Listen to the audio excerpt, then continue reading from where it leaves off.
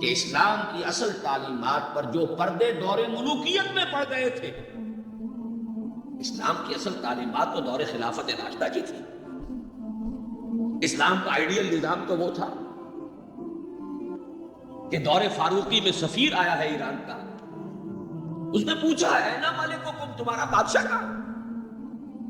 اسے جواب ملا لیس لنا ملک بل لنا امیر، ہمارا کوئی بادشاہ نہیں ہے، ہمارا تو ایک امیر ہے، امیر المومنین ہے ہمارا. بھئی وہ کہاں ہے؟ کوئی محل نظر نہیں آ رہا ہے اس چھوٹی سی بستی کے اندر. وہ ہمارے فاروق رہتا کہاں ہے جس کے نام سے تھرا رہے ہیں شہنشاہوں کے ایوان، لرزہ تاری ہے جس کے نام سے، رہتا کہاں؟ بتایا گیا کہ بیت المال کے کچھ اونٹ گم ہو گئے تھے، ہمارا وہ خلیفہ ان کو تلاش کرنے باہر گیا ہوا. وہ کسی کو ساتھ لے کر گیا ہوگا کہ پہچان تو سکے. تو دیکھا کہ تھک گئے تھے حضرت عمر فاروق، صبح سے تلاش میں تھے، اونٹ نہیں ملے، تھک گئے، دھوپ تیز ہو گئی، تو ایک جھاڑی کے ذرا سائے میں استراحت فرما رہے ہیں، اپنا کوڑا اپنے سر کے نیچے رکھ کر. اس نے وہاں کھڑے ہو کر کہا اے عمر، تم انصاف کرتے ہو لہذا تمہیں کوئی خوف نہیں.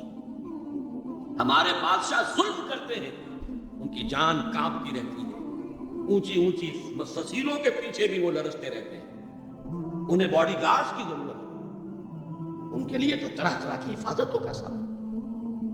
یہ تھا نظام جو محمد عربی نے دیا صلی اللہ علیہ وسلم. دور ملوکیت میں تو پھر وہی ایوان سجے، وہی محل بنے، وہی چہیتی بیویوں کے لیے کروڑوں روپے کے مقبرے تعمیر ہوئے، محل بنے. جا کر دیکھ لیجیے الحمرا، دیکھ لیجیے جا کر محل.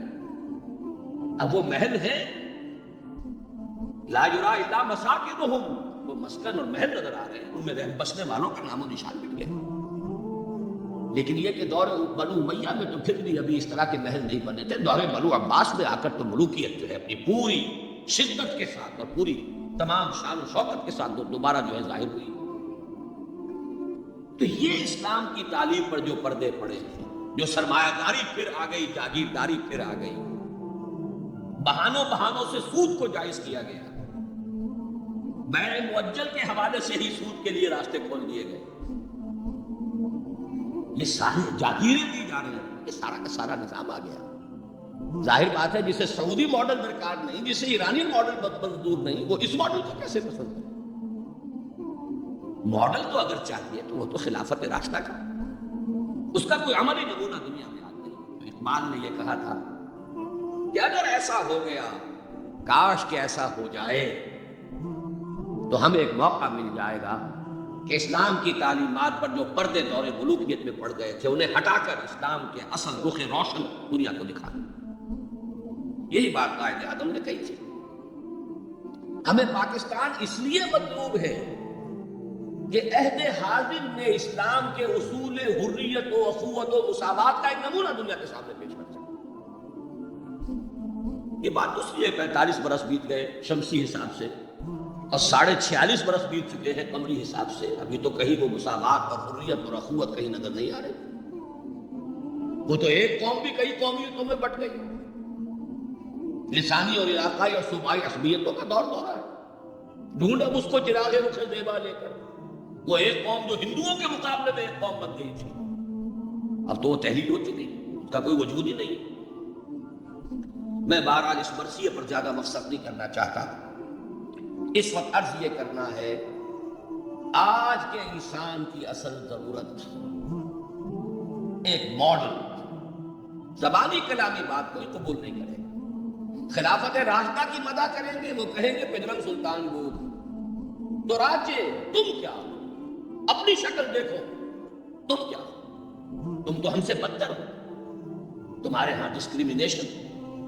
سید زیادہ تو سید زیادہ ہے ہی ہے، اونچائی ہے، اخلاق کا کتنا ہی پست ہو، اور یہ مسلی یہ تو ہے ہی نیچ، چاہے اخلاق اور کردار میں کتنا ہی اونچا ہو جائے.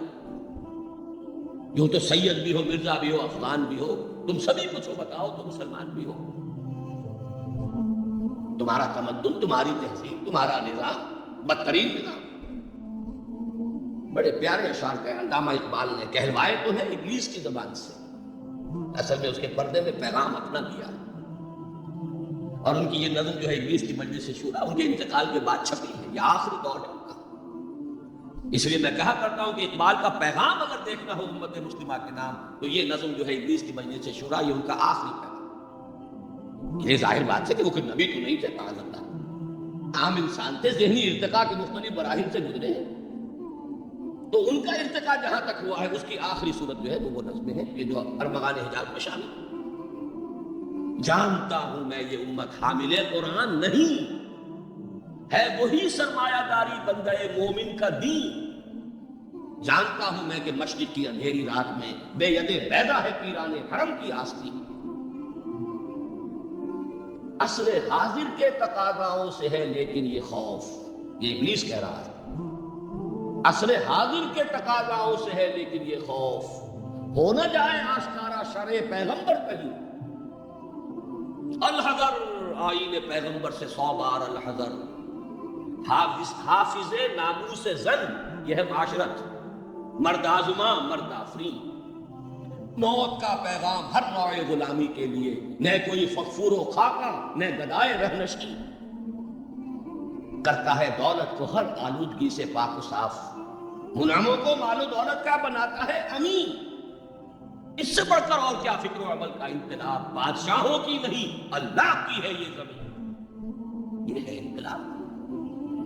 چشم عالم سے رہے پوشیدہ یہ آئین تو خوب، ابلیس کہہ رہا ہے نا، چشم عالم سے رہے پوشیدہ یہ آئین تو خوب، یہ غنیمت ہے کہ خود مومن ہے محروم یقین۔ یہ ماڈل آج کے انسان کی اصل ضرورت ہے۔ اب میں آپ کو بتاتا ہوں نبی اکرم صلی اللہ علیہ وسلم نے یہ ماڈل دیا کہ نہیں دیا؟ حضور صلی اللہ علیہ وسلم کا یہ ماڈل آج دنیا کا ہر باشعور انسان یہ ماننے پر مجبور ہے کہ آئیڈیل ماڈل بدترین دشمنوں نے اقرار کیا۔ ایم این رائے 1920 میں لیکچر دیا اس نے، ہسٹوریکل رول آف اسلام، لاہور میں دیا، وہ کتاب اب بھی بھارت میں چھپتی ہے۔ اس نے کہا کہ تاریخ انسانی کا عظیم ترین انقلاب وہ ہے جو محمد نے برپا کیا صلی اللہ علیہ وسلم۔ گاندھی نے 1937 میں جب پہلی مرتبہ ہندوستان میں انگریزوں نے ہمیں کچھ تھوڑی سی سیلف گورنمنٹ دینی شروع کی تھی، 35 کا ایکٹ جو ہے گورنمنٹ آف انڈیا ایکٹ 1935، اس کے نتیجے میں پھر الیکشنز ہوئے سن 36 میں، اور پھر وزارتیں بنی اور پورے ہندوستان میں کانگریس کی وزارت۔ ہریجن میں مقالہ لکھا گاندھی نے اور اپنے ان وزیروں کو کہا، ہدایت کی کہ ابو بکر اور عمر کے ماڈل کو سامنے رکھنا، میں تمہارے سامنے ابو بکر اور عمر کی مثال پیش کروں۔ مجھے ایک واقعہ اور یاد آیا ہے، یہ تو چیز چھپی ہوئی ہے، ہریجن کا مقالہ ہے، اس کو تو کوئی شخص ویریفائی کر سکتا ہے۔ ایک واقعہ جو ہے یہ ایک روایت ہے، میں جب پہلی مرتبہ حیدرآباد دکن گیا تھا، یہ آج سے کوئی 10 سال پہلے کی بات ہے، وہاں ایک مولانا ابوالکلام آزاد انسٹیٹیوٹ ہے، اس میں میری ایک تقریر تھی، کھچا کھچ بھرا ہوا ہال۔ ایک صاحب جو گورنر رہے تھے، پرانے کانگریسی، بوڑھے 80 برس کی عمر کے گورنر رہے تھے بہار کے، بھی نام مجھے اس وقت ذہن سے اتر گیا، وہ سکون کی صدارت تھی۔ وہاں میں نے تقریر کی مولانا ابوالکلام آزاد مرحوم کے زندگی کے بارے میں، اب اس کا تفصیل میں یہاں بیان نہیں کروں گا۔ تو ایک صاحب جو وہاں ریٹائر ہوئے تھے عثمانیہ یونیورسٹی سے as head of the political science department, وہ مجھ سے ملے۔ انہوں نے ایک تو مجھے یہ کہا کہ آج تک ابوالکلام کے بارے میں اگرچہ میں نے 20 لوگوں کو پی ایچ ڈی کرا دی ہے مولانا ابوالکلام آزاد کی زندگی اور ان کے خیالات، افکار، نظریات، ان پر 20 کو میں نے پی ایچ ڈی کرائی اپنی نگرانی میں، لیکن اتنا کلیئر کانسیپٹ میرے سامنے ابوالکلام کا آج تک نہیں ہے۔ اور وہ 2 جملے میں بیان کر دیتا ہوں۔ میں نے یہ کہا کہ ابوالکلام کی زندگی کے 2 دور تھے، 1912 سے لے کر کا اور 1920 تک کا ابوالکلام، یہ تسلسل تھا تحریک شہیدین کا۔ سید احمد بریلوی رحمۃ اللہ علیہ اور شاہ اسماعیل شہید رحمہ اللہ، ان کی جو تحریک جہاد تھی، اس کا معنوی تسلسل ہے ابوالکلام الہلال اور البلاغ والا۔ لیکن پھر 1920 میں اس نے ہمت ہار دی، ماحول سے تعاون نہیں ملا، مخالفت ہوئی علماء کی طرف سے، اس کھاتے کو بند کر کے حزب اللہ کا کھاتا، حکومت الہیہ کے قیام کی جدوجہد، یہ چیپٹر کلوز کیا ابوالکلام۔ 1920 سے لے کر اور پھر 1958 تک اپنے انتقال تک کا یہ جو دور ہے ابوالکلام کا، یہ ہے 1857 کی جنگ آزادی کا تسلسل۔ اگر آپ کے ذہن میں اپنی پچھلی صدی کی یہ دو تحریکیں ہوں، 1930 کی جو تحریک تھی، 1830 کی، 1826 سے لے کر 1831 میں پھر شہادت ہوئی بالا کوٹ میں، یہ جو تحریک تھی اس کا تسلسل ہے الہلال اور البلاغ والا ابوالکلام۔ 1857 میں جنگ آزادی تھی، انگریز کے خلاف بغاوت، اسے غدر کہتے تھے، اب جنگ آزادی کہتے ہیں۔ انگریزی دور میں ہم نے جب تاریخ پڑھی تھی تو وہ غدر کے نام سے تھی، اس میں ہندو اور مسلمان دونوں شریک تھے، متحدہ جدوجہد تھی انگریز سے نجات پانے کی۔ تو ابوالکلام کی 1920 کے بعد سے لے کر باقی زندگی جو ہے وہ در حقیقت مانوی تسلسل ہے اس جنگ آزادی کا جو 1857 میں لڑی گئی اور ناکام ہو گئی۔ ناکام تو وہ بھی ہو گئی، تحریک شہیدین بھی ناکام، 1857 کی جنگ آزادی بھی ہو گئی۔ بہرحال انہوں نے ایک بات تو یہ بتائی، اور مجھے اصل میں جو یاد آیا تھا معاملہ وہ ان کے ایک اور قول کا تھا۔ 1917 میں وہ کہتے ہیں کہ میں علی گڑھ میں پڑھتا تھا، اس وقت تک وہ صرف ایک کالج تھا، ابھی یونیورسٹی نہیں بنا تھا، اور ہاسٹل میں رہتا تھا۔ تو ایک روز شور مچ گیا، گاندھی جی آئے، گاندھی جی آئے، گاندھی جی آئے۔ گاندھی ابھی نئے نئے آئے تھے ساؤتھ افریقہ سے، اور وہ گویا کہ انڈیا کے پولیٹیکل ہورائزن پر ابھی وہ ایک رائزنگ سن کی حیثیت سے تھے۔ شور مچ گیا، گاندھی جی آئے، گاندھی جی آئے۔ خیر وہ ہم نے ان کو گھیر لیا، کہا کچھ خطاب کی، ان کا خطاب نہیں، میں تو صرف دیکھنے آیا تھا، اور وہ گیا تھا۔ پہلے حاضری دی تھی سر سید کی قبر پر۔ پھر اس نے کہا میں آپ لوگوں کو ایک تو خوشخبری دیتا ہوں، آپ کے کالج کے یونیورسٹی بننے کا فیصلہ ہو گیا ہے، چارٹر آپ کی یونیورسٹی کا منظور ہو گیا ہے، آپ کو معلوم نہیں ہوگا، میں آپ کو خوشخبری دے رہا ہوں۔ لیکن ایک بات میں آپ سے اور کہتا ہوں، لوگ ہمت پر ہوش ہو گئے، اگر آپ کا کالج یا آپ کی یونیورسٹی ایک عمر پیدا کر دے تو بہت بڑا احسان ہوگا لارنس، لیکن مجھے یقین ہے آپ عمر پیدا نہیں کر سکتے، اس لیے کہ میں آپ کے ہاسٹلوں میں چکر لگا چکا ہوں، وہاں قالین بچھے ہوئے ہیں، وہاں عیش اور آسائش کے سامان، اس ماحول میں عمر پروان نہیں چڑھتا۔ میں یہ سمجھتا ہوں کہ علامہ اقبال نے جو اشعار لکھے ہیں شاید یہ واقعہ ہی ہو کہ جو اس کی تحریک بنا ہو۔ تیرے صوفے ہیں افرنگی، تیرے قالی ہے ایرانی، لہو مجھ کو رلاتی ہے جوانوں کی طرح آسانی۔ تو معلوم ہوا کہ یہ عمر کا وہ مقام گاندھی کی نگاہ میں تھا، اور پھر سن 1937 میں 20 برس بعد وزیروں کو کہا ہے کہ ابو بکر اور عمر کو اپنے سامنے ماڈل کی حیثیت سے رکھو۔ ایچ جی ویلز نے کہا اگرچہ حضور کی ذاتی زندگی پر، خاص طور پر ازدواجی زندگی پر بڑے رقیق حملے کیے، لیکن پھر اس نے جب حجۃ الوداع کے ذکر پر آتا ہے concise history of the world, اس کا پرانا آپ کو کوئی ایڈیشن تلاش کرنا ہوگا، نئے ایڈیشن میں سے یہ پیسیجز نکال دیے ہیں نئے ایڈیٹرز نے، لیکن یہاں کی یونیورسٹی سے میں نے نکلوا کر ایک دفعہ ویریفائی کیا تھا، کیونکہ مجھے تو بہت پرانے یہ الفاظ یاد تھے، لیکن پھر میں نے انہیں تازہ کیا کراچی یونیورسٹی کی لائبریری سے۔ اس میں وہ لکھتا ہے، وہ حضور کے خطبے کے الفاظ نقل کر کے، لا فضل لعربی علی عجمی ولا لعجمی علی عربی ولا لاحمر علی اسود ولا لاسود علی احمر الا بالتقوی کلکم بنو آدم وآدم من تراب۔ اس کا ترجمہ دے کر پھر لکھتا ہے کہ اگرچہ ہیومن فریٹرنٹی، فریڈم اور ایکویلٹی کے سرمنز تو پہلے بھی بہت کہے گئے تھے، جیزس آف نزارت کے ہاں حضرت مسیح کا تذکرہ کر رہا ہے، جیزس آف نزارت کے ہاں بھی سرمنز تو بہت ہیں، لیکن یہ ماننا پڑتا ہے کہ تاریخ انسانی میں پہلی مرتبہ محمد نے ان اصولوں پر ایک معاشرہ قائم کر دیا۔ اس سے بڑا ٹریبیوٹ کیا ہوگا؟ اور دشمن ہے، ذاتی اعتبار سے حملے کر رہا ہے، رقیق حملے کر رہا ہے، استحضاء کر رہا ہے تعدد ازدواج کا، لیکن یہ بات ماننے پر مجبور ہے۔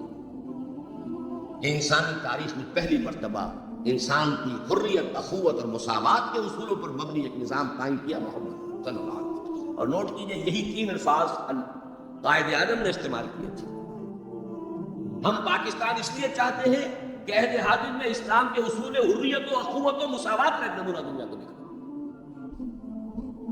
اسی طرح پھر ڈاکٹر مائیکل ہارٹ کی دی 100 مشہور کتاب ہے۔ بہرحال یہ ماڈل، یہ رحمت محمد الرسول اللہ صلی اللہ علیہ وسلم انسان کو عطا کر چکے ہیں، اور اپنے تو بہرحال مدح کریں گے ہی۔ اپنوں کی تو آنکھ محبت اور عقیدت کی آنکھ ہے، لیکن میں نے یہ گواہیاں دی ہیں اغیار کی، دشمنوں۔ اب آئیے دوسری آیت کی طرف۔ لقد کان لکم فی رسول اللہ اسوۃ حسنہ، یہاں خطاب ہو رہا ہے تمہارے لیے اللہ کے رسول کی زندگی میں، اللہ کے رسول کی شخصیت میں ایک عمدہ نمونہ ہے۔ پہلے تو غور کیجئے لکم سے مراد کیا ہے؟ یہاں خطاب مسلمانوں سے ہے، یہاں پوری نوع انسانی سے نہیں۔ یہ فرق ہے، نوٹ کر لیجیے۔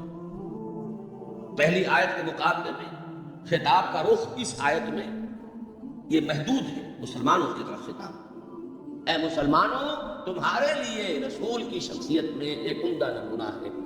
آپ کہیں گے کس دلیل سے یہ کہہ رہے ہیں؟ اسی آیت کا جو دوسرا ٹکڑا ہے وہ عام طور پر پڑھا نہیں جاتا۔ لقد کان لکم فی رسول اللہ اسوۃ حسنۃ لمن کان یرجو اللہ والیوم الآخر وذکر اللہ کثیرا، اس شخص کے لیے اسوہ ہے حضور کی زندگی اور شخصیت جو 3 شرطیں پوری کرے، جیسے کہ قرآن مجید خود اپنے بارے میں کہتا ہے ہدی للناس شہر رمضان الذی انزل فیہ القرآن ہدی للناس وبینات من الہدی والفرقان، لیکن سورہ بقرہ ہی کے شروع میں کہتا ہے ہدی للمتقین۔ ستیارتھ پرکاش کے مصنف نے سوامی دیانند سرسوتی نے تو اعتراض کیا تھا اس پر۔ 14واں باب، بدنام زمانہ 14واں باب یاد ہوگا۔ اس کا حل کیا ہے اس اشکال کا؟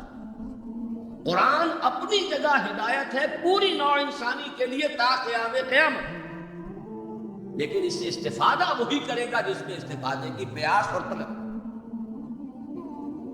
پیاس ہی نہیں، بہترین مشروب رکھ دیجیے، پیے گا نہیں انسان۔ بھوک نہیں، بیماری کی وجہ سے ذائقہ منہ کا خراب ہے۔ آپ نے دیکھا ہوگا ماؤں کو بیچاریاں بچوں کی کیسی کیسی خوشامدیں کرتی ہیں، بیٹے کچھ کھا لو، یہ کھا لو، وہ کھا لو، یہ، لیکن اس کا منہ کا ذائقہ بگڑا ہوا، کچھ نہیں کھاتا، بھوک مری ہوئی ہے، کچھ نہیں کھاتا۔ تو جس میں ہدایت کی طلب نہیں ہوگی قرآن اس کو ہدایت نہیں دے گا۔ اپنی جگہ ہدی للناس، استفادے کے لیے شرط ہے، پیاس ہو، طلب ہو تب۔ اسی طرح حضور کی زندگی اسوہ کاملہ، اپنی جگہ مکمل ہر اعتبار سے، لیکن اس سے استفادہ کرنے کے لیے 3 شرطیں ہیں۔ لقد کان لکم فی رسول اللہ اسوۃ حسنۃ لمن کان یرجو اللہ والیوم الآخر وذکر اللہ کثیرا، اس کے لیے اسوہ ہے کہ جو اللہ سے ملاقات کا امیدوار ہے، یوم آخرت پر یقین رکھتا ہے، حساب کتاب کا یقین ہے، اور اللہ کا ذکر کرتا ہو کثرت کے ساتھ، اس کے لیے بہت اہم ہے یہ نکتہ جو عام طور پر اس آیت کا دوسرا ٹکڑا جو ہے وہ سنایا نہیں جاتا۔ لقد کان لکم فی رسول اللہ اسوۃ حسنۃ لمن کان یرجو اللہ والیوم الآخر وذکر اللہ کثیرا اللہم ربنا اجعلنا منہم، اے اللہ ہمیں ان لوگوں میں شامل فرما جو ان 3 شرطوں کو پورا کر کے اور محمد الرسول اللہ صلی اللہ علیہ وسلم کی اسوہ حسنہ سے استفادہ کر سکے۔ اب نوٹ کیجئے حضور کا یہ اسوہ نمونہ کس کس پہلو سے ہے، اس میں بھی ذرا 3 مراحل آئیں گے۔ سب سے پہلے یہ کہ ایک فرد کی حیثیت سے اسوہ کامل، خاص طور پر میرے نزدیک تو یہ سیرت النبی کا اعجاز ہے، معجزہ ہے، اگرچہ حضور کا سب سے بڑا معجزہ قرآن ہے، لیکن خود اپنی جگہ پر سیرت النبی معجزہ ہے۔ کس معنی میں؟ انسان کی جتنی حیثیتوں کا آپ تصور کر سکتے ہیں ان تمام حیثیتوں میں اسوہ موجود ہے محمد رسول اللہ صلی اللہ علیہ وسلم. باپ کی حیثیت سے اسوہ موجود. حضرت مسیح کی زندگی میں تو نہیں، انہوں نے شادی نہیں کی. شوہر کی حیثیت سے اسوہ موجود. خسر کی حیثیت سے اسوہ موجود. حضرت علی کے خسر ہیں کہ نہیں؟ حضرت عثمان کے خسر ہیں یا نہیں؟ داماد کی حیثیت سے اسوہ موجود. حضرت ابوبکر حضرت عمر کے داماد ہیں کہ نہیں؟ پھر ذرا غور کیجئے، داعی کی حیثیت سے اسوہ، مبلغ کی حیثیت سے اسوہ، معلم کی حیثیت سے اسوہ، مربی اور مزکی کی حیثیت سے اسوہ، امام مسجد کے اعتبار سے اسوہ، خطیب مسجد کے اعتبار سے اسوہ، پھر میدان جنگ میں سپہ سالار کی حیثیت سے اسوہ، قاضی القضات کی حیثیت سے اسوہ، اور صدر مملکت کی حیثیت سے اسوہ. کون سی زندگی کا گوشہ ہے؟ اتنی گمبھیر زندگی کا واقعہ یہ ہے کہ کوئی اور دنیا میں مثال آپ نہیں دے سکتے. اتنی جامع. یہی بات ہے جو ڈاکٹر مائیکل ہارٹ نے تو یہی بات تو کہی ہے. He is the only person supremely successful in both the religious and secular fields. باقی عظیم شخصیتیں ایسی ہیں جہاں مذہب و اخلاق اور روحانیت کے میدان میں بلند نظر آئیں گی تو دنیا اور سیاست اور مملکت اور ریاست اور سپہ سالاری میں زیرو. گوتم بدھ کا ادھر اونچا مقام ہے، ادھر زیرو. حضرت مسیح کا ادھر اونچا مقام، ادھر زیرو. حضرت مسیح ابھی آئیں گے، دوسرا میدان بھی، اس میں بھی ان کی جولانیاں ہوں گی، لیکن اس وقت تک دنیا جس مسیح سے واقف ہے ان کی زندگی میں تو دوسرا کھاتا ہی نہیں، کھانا کھلا ہی نہیں. اور ادھر آئیے سکندر اعظم کہاں میکڈونیا سے چلا ہے اور بیاس تک پہنچ گیا ہے 3 سال کے اندر. لیکن روحانیت اور مذہب اور اخلاق کے معاملے میں زیرو سے کام نہیں چلتا، کوئی مائنس ویلیو لانی پڑے. اسی طرح اٹیلا، اسی طرح چنگیز خان. ایک ہی شخصیت ہے، the only person supremely successful in both the fields. گویا کہ ہر اعتبار سے اسوہ کاملہ. یہاں بھی ایک نقطہ ذرا سی ڈائگریشن ہے. ایک پہلو ایسا ہے انسانی زندگی کا جس میں حضور اس کی شخصیت یا آپ کی سیرت اسوہ نہیں ہے. آدمی چوک جائے گا، اسے شاید توحید پر محمول کرے گا، لیکن ہے. اور وہ شخصیت کا پہلو ہے ایک عورت کی حیثیت سے. بیوی کے لیے اسوہ، ماں کے لیے اسوہ. کہاں سے آتا؟ آخر آدھی انسانیت ہے، نصف بہتر حیات آپ تو کہتے ہیں، دی بیٹر ہاف. اس کے لیے اسوہ، اس کی جسمانی زندگی کے اعتبار سے اسوہ کا. دیکھیے یہی نقطہ ہے، نوٹ کر لیجئے، دل پر لکھ لیجئے. یہی وجہ ہے کہ جس سورہ مبارکہ میں یہ آیت آئی ہے لَقَدْ كَانَ لَكُمْ فِي رَسُولِ اللَّهِ أُسْوَةٌ حَسَنَةٌ، اسی میں فرمایا گیا اے نبی کی بیویوں تمہیں اسوہ بننا ہے پوری نوع انسانی. یا نساء النبی لستن کاحد من النساء، اے نبی کی بیویوں تم عام عورتوں کے مانند نہیں. نبی کی زندگی میں جو خلا ہے اس لیے کہ وہ مرد ہے، اسوہ کے اعتبار سے جو خلا رہ گیا ہے اسے تمہیں پر کرنا ہے. انما یرید اللہ لیذھب عنکم الرجس اہل البیت ویطہرکم تطہیرا. اللہ چاہتا ہے کہ تم سے ہر طرح کی گندگی آلائش کو خوب دھو کر پاک کر دے. تطہیر، جتنا کہ تطہیر کا حق ہے بتمام و کمال تمہاری شخصیتوں میں پورا ہو جائے. اس لیے کہ تم پوری امت کے لیے، نوع انسانی کے لیے اسوہ کی وہ کمی کے جو سیرت محمدی میں ہے صلی اللہ علیہ وسلم، اس خلا کو پر کرنے والی بنو گی. بہرحال انفرادی حیثیت میں گمبھیر ترین اسوہ حضور کی زندگی میں موجود. اسی کا ایک رخ اور بھی ہے انفرادی زندگی کا، اور وہ ہے اخلاقیات. حضور کا اپنا قول ہے انما بعثت لاتمم مکارم الاخلاق، مجھے اس لیے بھیجا گیا ہے، مبعوث کیا گیا ہوں تاکہ اخلاق کی بہترین جو بلندیاں ہیں ان کی تکمیل کروں، اتمام کروں. اس کا مفہوم کیا ہے اس کو سمجھ لیجیے. علیحدہ علیحدہ انڈیویجول ایتھیکل ویلیوز، اخلاقی قدریں مختلف انبیاء کی زندگی میں اپنے نقطۂ عروج کو پہنچ چکی ہیں. صبر میں حضرت ایوب سے آگے کس کا مقام ہوگا؟ ان کے تو نام کا جز ہے ایوب صابر، محاورہ ہے صبر ایوب۔ تسلیم میں حضرت اسماعیل سے آگے کون جائے گا جو گردن رکھ رہا ہے، باجان چلائیے چھری، ستجدنی انشاءاللہ من الصابرین۔ سر تسلیم خم ہے جو مزاج یار میں آئے، اس سے تو اونچا مقام ہوگا۔ استقامت میں حضرت نوح سے آگے کوئی جا سکتا ہے؟ 950 برس کس پر آئے؟ 950 برس۔ فلبث فیہم 1000 سنۃ الا 50 عاما۔ دعوت اور تبلیغ میں استقامت سے اس سے آگے تو کوئی مقام ممکن نہیں۔ غیرت اور حمیت اور جلال دین کے لیے حضرت موسیٰ سے آگے کون جائے؟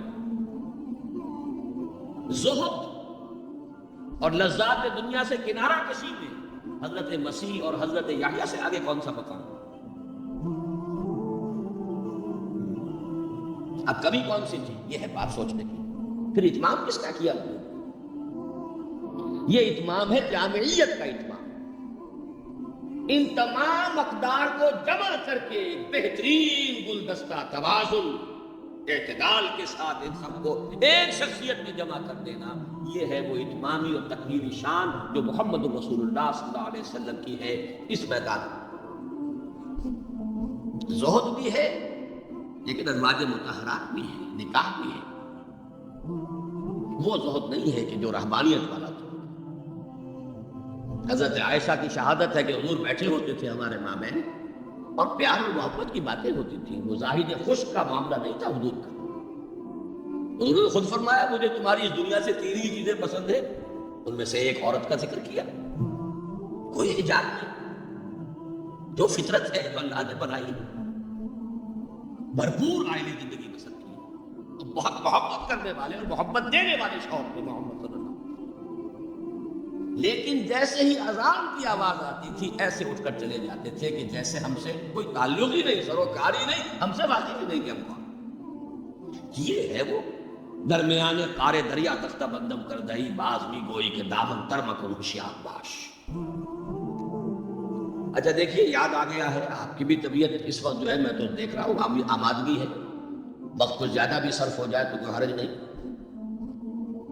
رجم کا ایک واقعہ ہو رہا ہے حضرت مسیح کی زندگی میں، وہ میری مگدلین پڑھا ہوگا آپ نے، زانیہ تھی، جرم ثابت ہو گیا، اسے رجم کرنے کے لیے نکلے جا رہے تھے، شور مچا ہوا تھا، حضرت مسیح بھی گزر رہے تھے، کیا معاملہ ہے؟ یہ ہے۔ فرمایا ٹھیک ہے چلو، خود بھی چلے۔ اب جب اسے باندھ دیا گیا، اب کھڑے ہو کے فرمایا ٹھیک ہے قانون ہے رجم کا اور یہ شریعت موسوی کا حکم ہے، رجم ہونا چاہیے، لیکن اس کو پہلا پتھر وہ مارے جس نے خود کبھی زنا نہ کیا۔ میں کہتا ہوں حیرت ناک بات ہے یہ کہ اتنی شرافت ان لوگوں میں تھی کہ ایک ایک جو ہے وہاں سے کھسکنا شروع ہو گیا، مجمع چھپ گیا۔ یہ ایک رخ ہے زندگی کا۔ حضور کی شخصیت میں اب آپ کو 2 رخ جمع ملے۔ وہ غامدیہ خاتون آئی ہے، اس نے کہا حضور مجھ سے وہ خطا ہو گئی ہے، مجھے پاک کر دی۔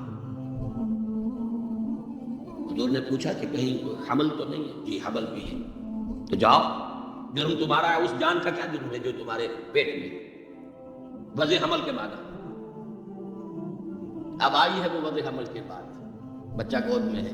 حضور وہ مرحلہ طے ہو گیا، مجھے پاک کر دیجیے، رجم کر دیجیے، میں پاک ہو جاؤں، دنیا کی سزا میں دوں گی، آخرت میں اللہ مجھے بچا۔ فرمایا ابھی تو اس بچے کی زندگی تمہارے ساتھ وابستہ ہے، جاؤ دودھ پلاؤ۔ کچھ دنوں کے بعد پھر آئی ہے، بچے کے ہاتھ میں روٹی کا ٹکڑا ہے، کھا رہا ہے۔ فرمایا ہاں ٹھیک ہے، لے جاؤ اس کو رجم کر دو، اللہ کا حکم ہے، لا تاخذکم رافت فی دین اللہ ولا تاخذکم بہما رافت فی دین اللہ۔ اللہ کا حکم ہے، کرنا ہوگا، چاہے اپنے سینے پر پتھر رکھنا پڑے، رجم کرنا ہوگا۔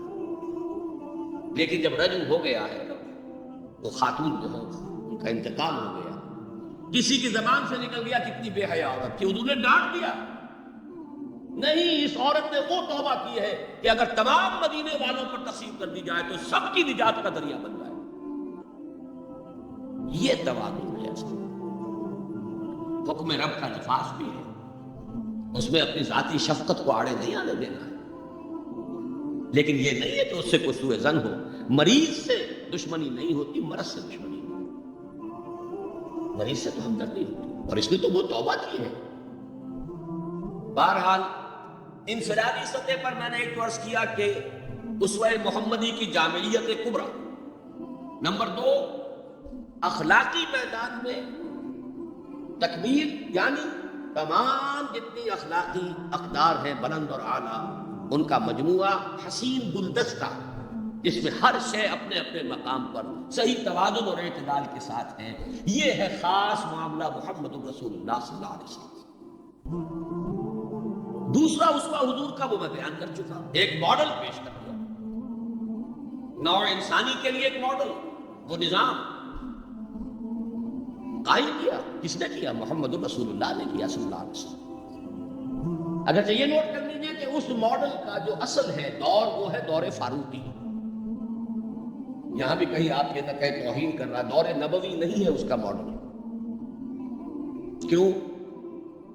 حضور کی حیات طیبہ میں تو ابھی انقلابی عمل جاری تھا، ریولوشنری پروسیس تھا، اپنے پورے جوبن کے نظام قائم ہوا اور آپ کا انتقال ہو گیا، بلکہ آپ نے خود چوز کیا۔ اللہم فی الرفیق الاعلیٰ، اے اللہ بس میرا کام پورا ہو گیا، اب میں مزید یہاں رہنے کو تیار نہیں۔ خود خطبہ دیا آپ نے، بلکہ اسے اگر سوء ادب نہ سمجھا جائے تو میرے دل میں تو ایک بات ہے کہ اگر حضور کے قدموں میں اللہ نے پہنچا دیا میدان قیامت میں یا عالم آخرت میں، تو شکوہ کروں گا کہ حضور آپ نے جلدی کی۔ ابھی جو عرب ایمان لائے تھے یدخلون فی دین اللہ افواجا، ابھی ان کی کچھ اور تربیت آپ فرماتے، کچھ اور دن آپ دنیا میں قیام فرماتے۔ چوائس ہوتا ہے نبی کا، یہ تو حضور کی حدیث ہے۔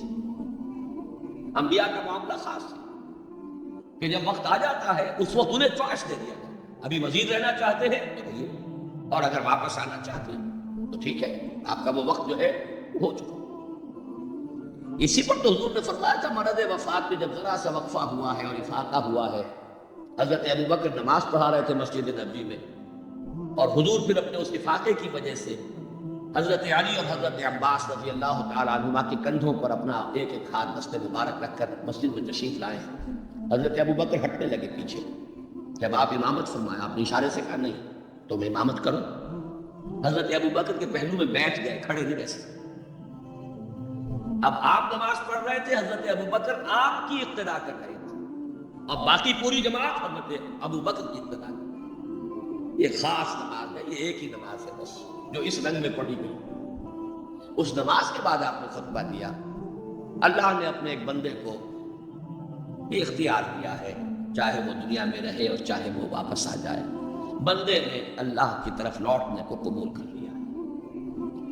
حضرت ابوبکر رو پڑے، باقی صحابہ نہیں سمجھے کہ یہ تو ایک خاص بات کہی جا رہی ہے، کسی اور کی حکایت ہے، کیا ہے۔ حضرت ابوبکر رو پڑے، سمجھ گئے کہ معاملہ کیا ہے، اب آپ نے فیصلہ کر لیا، مراجعہ۔ بہرحال میں یہ عرض کر رہا تھا کہ حضور کی حیات طیبہ بہت گمبھیر انقلابی عمل ہے جو اس کے اندر چھایا ہوا ہے، اس میں پھر ابھی اس نظام کی برکات جو ہے وہ نمایاں نہیں ہے، موجود ہے، نمایاں نہیں۔ اسی طرح حضرت ابوبکر کے کل 2.25 سال، اور وہ بھی جس انقلاب کی تکمیل حضور نے کر دی تھی، اس کے خلاف جو کاؤنٹر ریولوشنری موومنٹس اٹھی ہے ان کو کم کرنے میں سارا وقت صرف ہو گیا۔ مسلمہ کذاب اٹھ کھڑا ہوا ہے، فلاں جو ہے یہ نبیہ بن کر دعوے دار بن کر کھڑی ہو گئی ہے، اس نبی اور نبیہ کا نکاح بھی ہو گیا ہے، ایک طوفان۔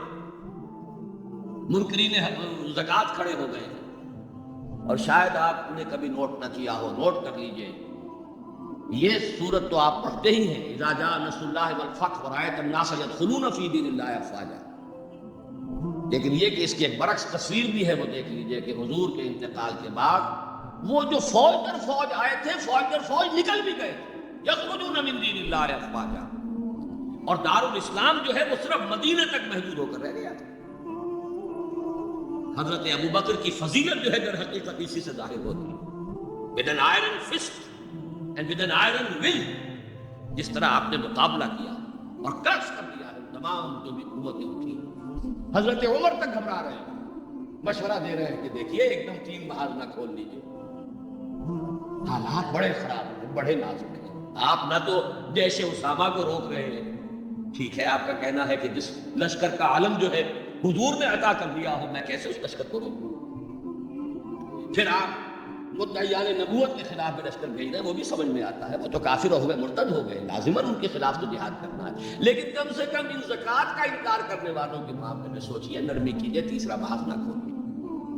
انہوں نے نہ کسی نئی نبی کی دعوت کو قبول کیا ہے, نہ وہ ابھی نماز کا انکار کر رہے ہیں, بلکہ زکوٰۃ بھی یہ نہیں کہتے کہ ہم نہیں دیں گے, صرف یہ کہتے ہیں کہ ہم حکومت کو نہیں دیں گے.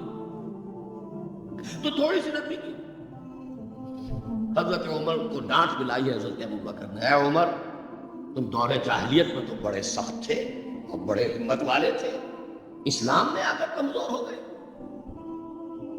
اور پھر وہ تاریخی الفاظ کہے ہیں, ایبدل الدین وانا حی, کیا دین کے اندر ترمیم ہوگی جبکہ میں ابھی زندہ ہوں؟ میری زندگی میں دین میں ترمیم نہیں ہو سکتی. خدا کی قسم اگر کسی اور نے میرا ساتھ نہ دیا تلے تنہا جاؤں گا اور ان مانع زکوٰۃ سے جہاد کروں.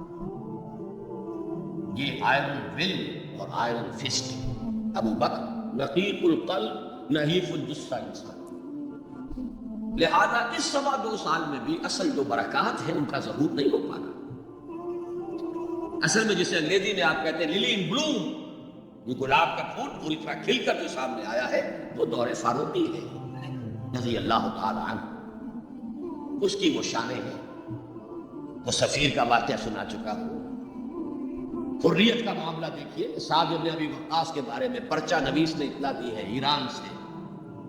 گورنر ہے ایران کے حضرت سعد بن وقاص, اور گورنر اس لیے ہے کہ خود فاتح ایران ہے. یہ ریوڑیوں کی طرح بٹی ہوئی گورنریاں نہیں ہیں کہ اس کو دے دو اس کو دے دو, جس کو چاہو دے دو. خود فاتح ایران سعد بن ابی وقاص. اور آدمی کون ہے وہ؟ ایک ہی انسان ہے جس کے بارے میں حضور نے فرمایا, اے سعد تم پر میرے ماں باپ قربان. غزوہ احد میں جب لڑزہ کیا ہے کفار نے اور حضور کو شہید کرنے کے لیے سرتوڑ کوشش کی, اس وقت تیر اندازی کر رہے تھے حضرت سعد ابن ابی وقاص رضی اللہ تعالیٰ یا کہ عشرہ مبشرہ. اس وقت حضور نے کہا تھا تیر چلائے جاؤ سعد, تم پر میرے ماں باپ قربان. وہ سعد ہے کہ پرچہ نویس نے اطلاع دی ہے کہ سعد نے اپنے گھر کے باہر ایک ڈیوڑی بنا لی ہے, دربان کھڑا کر دیا ہے, حضرت بلال کو بھیجا ہے, خط میں ڈانٹ دی ہے, لیکن بلال کو حکم تھا کہ پہلے جا کر ڈیوڑی کو آگ لگا دینا پھر یہ خط دینا سعد کو. انہیں آگ لگائی ہے پھر جا کر یہ خط دیا ہے. خط میں لکھا ہے سعد لوگوں کو ان کی ماں نے آزاد جانا تھا, تم نے انہیں اپنا غلام کب سے بنا دیا. حریت کا اس سے اونچا تصور کوئی ہوگا؟ ایک عورت ٹوک رہی ہے, عمر جی, محمد عورت تھی, یہ کیا تم نے حکم نافذ کیا ہے کہ مہر اس سے زیادہ نہیں ہوگا؟ ہمارے جس حق پر اللہ نے کوئی حد نہیں لگائی, تم کون ہو جو حد لگانے کا؟ قرآن کی آیت ہے, وآتیکم احداہن قنطارا, تم نے اگر اپنی کسی بیوی کو ڈھیروں دیا ہو سونا تبھی واپس نہیں لے سکتے. جب قرآن نے ڈھیروں سونے تک کی اجازت دی ہے, تم کون ہو جو اس کے اندر ترمیم کرنے کا؟ عمر وہی کہتے ہیں, آج ایک بڑھیا نے عمر کو دین سکھایا اور آرڈیننس واپس. حریت, احتساب, تنقید, مساوات, اگر یہ کچھ چڑیاؤں کے نام ہیں, ہمارے لیے تو یہ چڑیاں ہیں, ان کا ہے, صرف شکلیں ہیں, نام ہے, حقیقت کہیں نہیں. ان تمام چیزوں کی بتمام و کمال حقیقت دیکھتی ہو تو حضرت فاروق کا نام. بیت المقدس کا سفر کر رہے ہیں اور ایک اونٹ تقریباً 700 میل کا سفر ہے, کوئی نجی سفر نہیں ہے, کوئی انٹوریج نہیں ہے, کوئی 250-300-400 آدمی ساتھ نہیں ہے, کوئی پورا بوئنگ 747 نہیں لے جایا گیا عمرے کے لیے. ایک اونٹ ایک خادم, اسی اونٹ پر راشن بھی ہے, لہذا بیک وقت دو آدمی نہیں بیٹھ سکتے، ایک ہی آدمی سواری کر سکتا۔ ایک منزل میں خلیفہ وقت اوپر بیٹھے ہیں اور خادم نکیل پکڑ کر آگے چل رہا ہے، اگلی منزل میں خادم اوپر بیٹھا ہے اور خلیفہ وقت نکیل پکڑ کر چل رہا ہے، اور آخری وقت میں باری اتفاقاً آ گئی خادم کی، اس نے ہاتھ جوڑ دیا کہ خدا کے لیے لوگ کیا کہیں گے، میرے سر ہو جائیں گے۔ فرمایا نہیں، اب دورک نہیں، باری تمہاری۔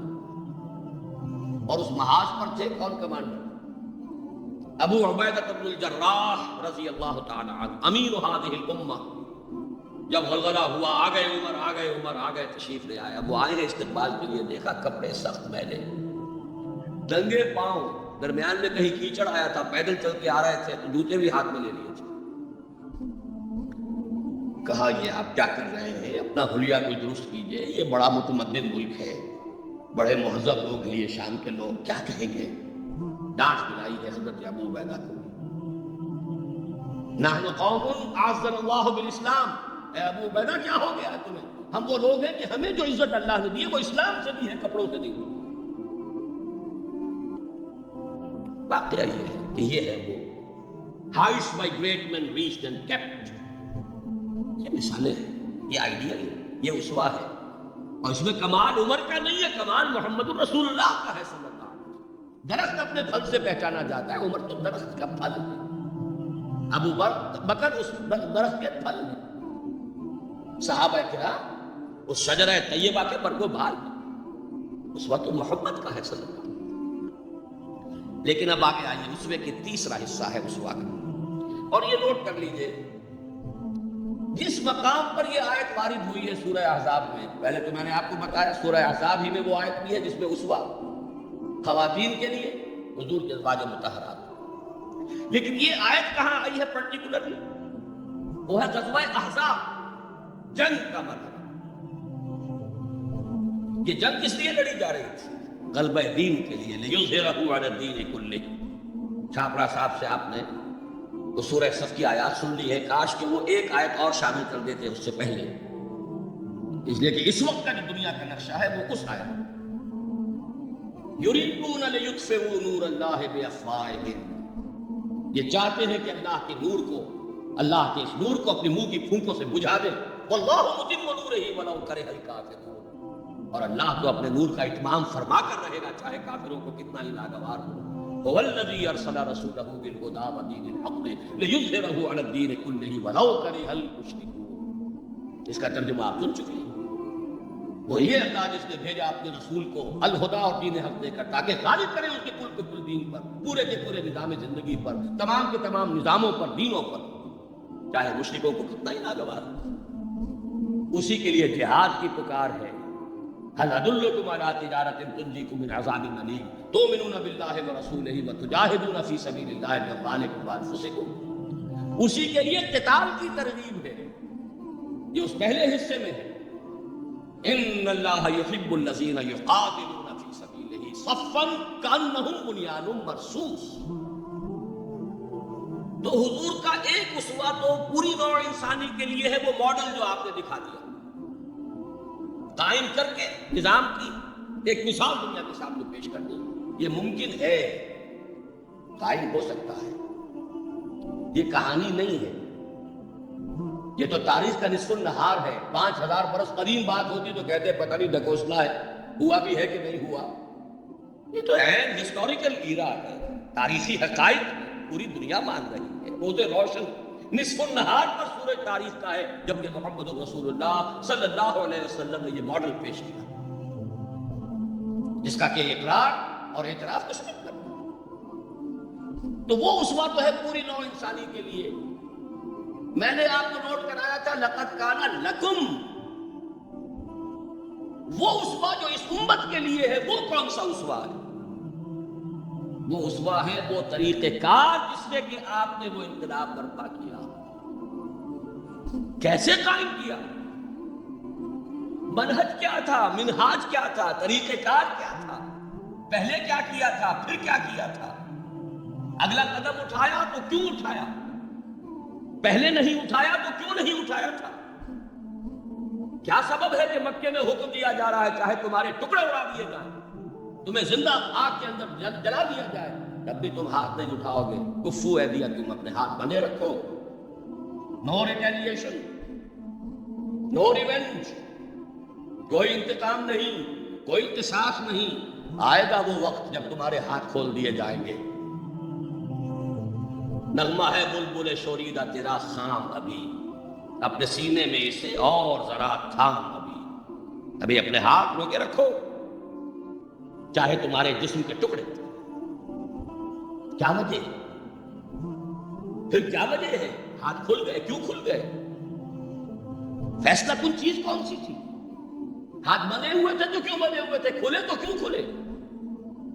کب کھلے؟ کس تبدیلی کی وجہ سے کھلے؟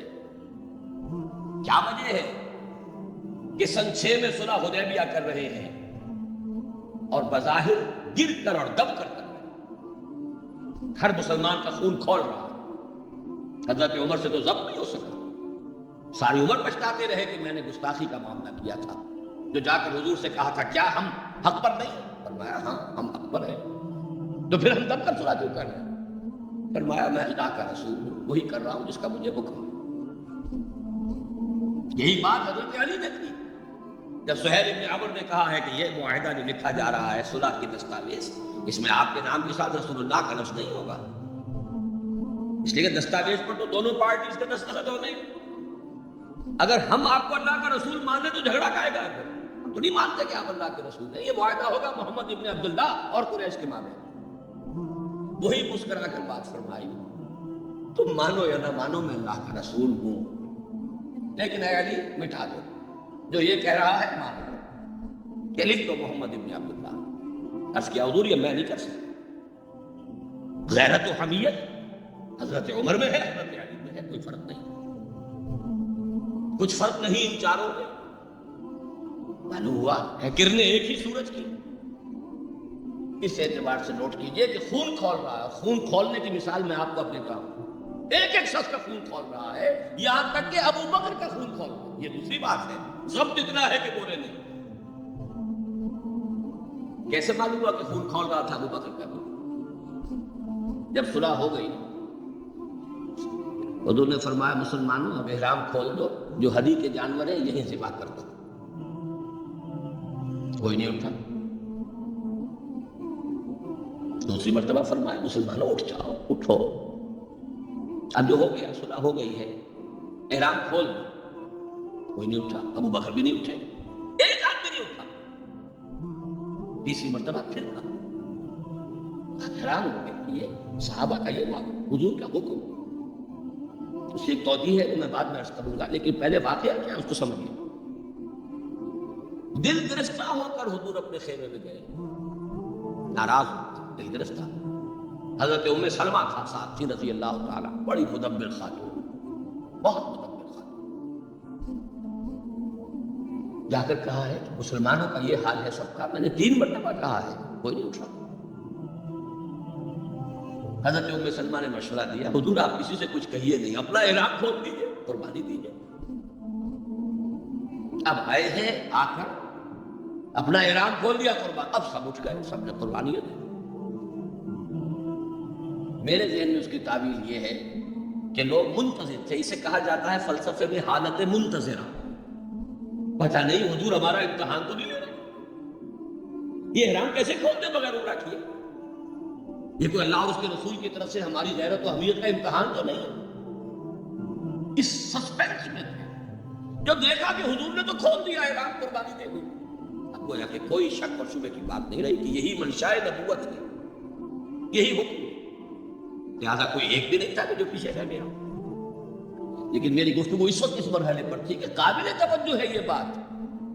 2 سال قبل سن 6 میں حضور صلی اللہ علیہ وسلم بظاہر گر کر دب کر صلح کر رہے ہیں، اور 2 سال کے بعد قریش کا سردار آ کر ابو سفیان خوش آمدید کر رہے ہیں. اس لیے میں ادب کا جس سے نام دوں گا کہ ایمان لے آئے بات صحابی ہے. خدا کے لیے ہماری طرف سے خطا ہوئی ہے، ہمارے ایک قبیلے نے، ہمارے حلیف قبیلے نے صلح کو توڑا ہے. رینیو کر دیجیے، دوبارہ وہ ٹریٹی ہو جائے، دوبارہ معاہدہ. حضور نہیں سن رہے. سفارشیں کرا رہے ہیں، حضرت علی سے کرا رہے ہیں، فلاں سے کرا رہے ہیں، خدا کے لیے سفارش کرو، منواؤ۔ ابو سفیان بڑے مدبر انسان، انہیں پتا تھا اب ہمارے اندر طاقت نہیں ہے، اب ہم مقابلہ نہیں کر سکتے محمد کا۔ 2 برس جو حضور کو مل گئے، اس میں جو آپ نے پھر اپنی دعوت اور جو تنظیم اور تربیت کے مراحل جس تیزی کے ساتھ آگے بڑھائے، خیبر فتح کر لیا، اتنی بڑی فتح، صلح حدیبیہ کے فوراً بعد جب اندرون ملک عرب کوئی اندیشہ نہیں رہا، سیدھے آپ نے تیر کی طرح رخ کیا خیبر پر، اور وہ گڑھ اور قلعہ جو ہے یہود کا، اس کو پاش پاش کر دیا۔ اب طاقت اتنی ہو چکی تھی کہ ابو سفیان کو معلوم تھا we are no match to محمد نام صلی اللہ علیہ وسلم۔ اس لیے بلکہ اس میں بھی واقعہ سن لیجئے، حضرت ام حبیبہ ابو سفیان کی بیٹی ہے، حضور کے نکاح میں ہے، معلوم ہوا کہ this is the nearest approach، اس سے زیادہ سفارش اور کون سی ہوگی؟ اپنی بیٹی جو ہے خود نبی کے گھر میں، بڑی امیدیں لے کر گئے ہوں گے ابو سفیان۔ حضرت ام حبیبہ کے حجرے میں جب گئے، چارپائی پر بیٹھنے لگے تھے، انہوں نے کہا ابا جان ذرا ٹھہریے، بستر بچھا ہوا تھا اس کو طے کر دیا، کہا اب بیٹھیے۔ اب یہ قریش کا سردار، مکے کا چیف، پوچھتے ہیں بیٹی یہ بستر میرے لائق نہ تھا یا میں اس بستر کے لائق نہ تھا؟ فرمایا ابا جان آپ اس بستر کے لائق نہیں ہیں، یہ محمد رسول اللہ کا بستر ہے، آپ مشرک ہیں، کافر ہیں، نجس۔ تو میں یہ کہا کرتا ہوں کہ کیا ان کو خیال رہا ہوگا کہ اب کیا سفارش کے لیے اس بیٹی سے کہے جن کا معاملہ جس کا طرز عمل یہ ہے۔